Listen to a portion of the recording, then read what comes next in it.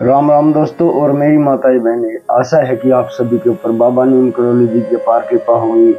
आपके घर परिवार में सभी कुशल मंगल होंगे, यही मैं अर्जी लगाता हूँ प्रभु की शरण में। मेरे सर्वप्रथम पूज्य गणेश भगवान जी, मेरे श्री राम प्रभु, मेरे शिव शंकर महादेव, मेरी आदि पराशक्ति माँ, मेरी सीता मैया, मेरे हनुमान बजरंग बली जी, मेरे बाबा नीम करोली जी, सभी देवों की शरण में मैं ये अर्जी लगाता हूँ।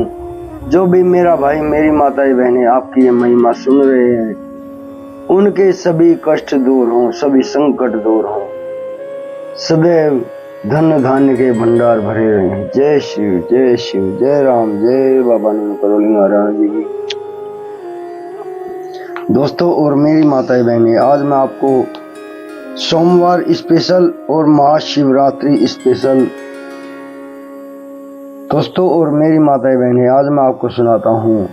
जब पूरी सृष्टि का अंत हो चुका था और अकेले शिव ही शिव थे, अनंत शिव, अविनाशी शिव, उन्होंने फिर आदि पराशक्ति पार्वती शक्ति को प्रकट किया और शिव भगवान ने सभी देवों को कैसे प्रकट किया, ये सारा वृतांत मैं आज आपको सुनाता हूँ। शिव महापुराण से स्वयं ब्रह्मा जी इस वृतांत को सुना रहे हैं नारद जी से। पूरा सुने और स्वस्थ और सुखी रहें। शिव कृपा आपके ऊपर सदैव बनी रहे। बाबा नीम करोली जी आपके सभी संकट दूर करें। मृत्युलोक में नारद जी शिव तीर्थों का भ्रमण करने के बाद ब्रह्मलोक में गए और वहां पर ब्रह्मा जी को प्रणाम कर विष्णु स्वरूप को समझकर शिव जी की कृपा और प्रसन्नता के विषय में उनसे पूछा।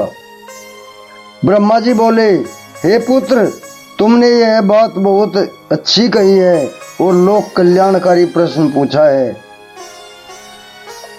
महाप्रलय के समय समस्त स्थावर जंगम नष्ट हो गए थे। सूर्य, चंद्रमा, ग्रह, तारे, वायु, पृथ्वी, जल सब नष्ट हो चुका था। केवल आकाश ही शेष बचा था। सत्य असत्य कुछ भी नहीं बचा था। उस समय केवल अनंत स्वरूप परमानंद सदाशिव ही व्याप्त थे।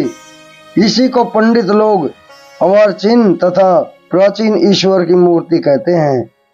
उसने अपने शरीर से कभी नष्ट न होने वाली शक्ति प्रकट की, वही शक्ति जननी कहलाई। शिवजी ने उस पराशक्ति के साथ शिवलोक क्षेत्र की रचना की, जो काशी के नाम से जाना जाता है। यह क्षेत्र सर्वोपरि और मोक्ष प्रदान कर देने वाला है। प्रलय काल में भी यह क्षेत्र शिव पार्वती से रहित नहीं रहता। इसी कारण इस क्षेत्र को अविमुक्ति कहा जाता है। शिव ने धनुष धारण कर यहाँ एक आनंद कानन बनाया था। उसमें शिव पार्वती ने रमण करते हुए दूसरे पुरुष के निर्माण की इच्छा व्यक्त की और सोचा कि उसे काशी का भार सौंपकर काशी में शांति से शयन करेंगे। यह निश्चित कर दक्षिण भाग के दशम अंश से सुधा रूप में आसव का श्राव किया, जिससे त्रिलोकी में एक अन्य पुरुष का आविर्भाव हुआ। शिवजी ने उस पुरुष का नाम विष्णु रखा। शिवजी ने विष्णु को सर्व साधन प्राप्त करने के लिए तप करने को कहा। तप करने से विष्णु के शरीर में अनेक जलधाराएं प्रकट हुई। विष्णु ने थककर शयन किया, फिर उनमें सभी तत्वों की उत्पत्ति हुई। इसके बाद संसार की पंचाभूत तथा पंच तन्मात्राएं आदि से सृष्टि हुई। ब्रह्मा जी ने नारद को बताया, नारायण के जल में शयन करते समय शिव जी की इच्छा से उनकी नाभि में कमल की उत्पत्ति हुई, जिसका अनंत योजन विस्तार और ऊंचाई थी। उनके साथ शिव जी ने मुझे पैदा किया। मेरे 4 मुख, लाल मस्तक तथा त्रिपुंड धारण करने वाला था। मैंने उस समय कमल के अतिरिक्त किसी को नहीं देखा था। मैं अपने तथा अपने कर्ता के संबंध में जानना चाहता था। बुद्धि विकसित होने पर कमल की नाल में मैं नीचे को उतरा। एक एक नाल को पकड़कर मैं 100 वर्ष तक नीचे को उतरता चला गया, परंतु मुझे कमल की जड़ का ज्ञान न हो सका। फिर नाल के रास्ते बाहर निकला तो कमल की कली मिली। उस समय मुझे एक वाणी सुनाई दी कि तप करो। मैं तप करने लगा।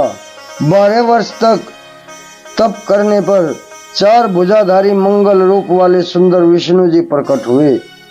मैंने उनसे पूछा, तुम कौन हो? संसार का कर्ता ब्रह्मा अविनाशी तो मैं हूँ।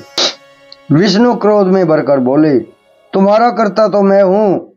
तुम मेरी नाभि से उत्पन्न होकर मेरे अंश हो। यह चराचर संसार मुझ में स्थित है। तुम मेरी शरण में रहो, मैं सब दुखों से तुम्हारी रक्षा करूंगा। इससे हम दोनों में भयंकर युद्ध होने लगा तथा इसी बीच में हमारे मध्य में एक लिंग प्रकट हुआ। हम दोनों ने युद्ध को बंद करके उस लिंग को नमस्कार किया।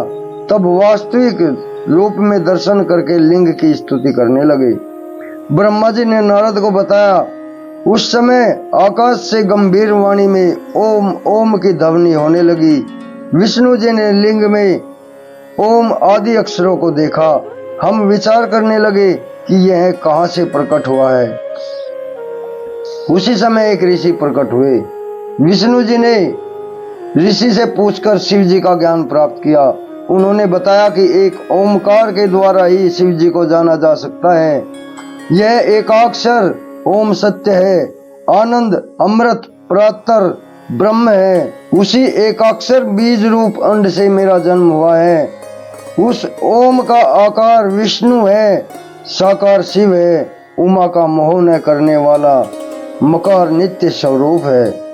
स्वर्ण में अंड इसी से उत्पन्न हुआ जो ऊपर के भाग से आकाश तथा नीचे के भाग से 5 तत्व वाली पृथ्वी प्रकट हुई। इसके बाद 38 अक्षरों वाला वह मंत्र प्रकट हुआ जो बुद्धिदायक धर्म अर्थ का साधक है। फिर मृत्युंजय मंत्र उत्पन्न हुआ। इसमें ओम जूम शय अथवा त्र्यंबकम यजामहे इत्यादि कहा जाता है।